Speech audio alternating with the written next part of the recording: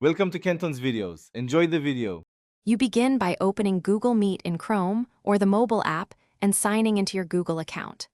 Once done, start the meeting and immediately set the host language in Meet settings so automatic translation maps correctly. Make sure your microphone and speakers are allowed. Grant permission when the browser asks. Invite participants and instruct them to enable captions on their devices. This first setup reduces delays and ensures speech-to-text captures the right source language before you move on to translation options.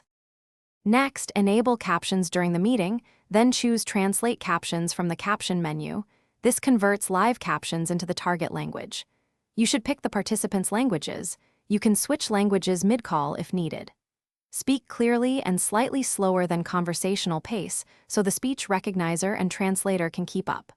Also, check microphone placement and ask others to mute unless speaking. These steps improve real-time accuracy and lower latency, so meaning stays intact across languages.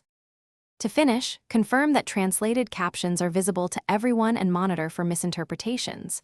When the translation misfires, repeat or rephrase short phrases rather than long sentences to recover context. If translation stalls, reload the Meet tab, check your Wi-Fi or Ethernet, and switch to Chrome if you aren't using it.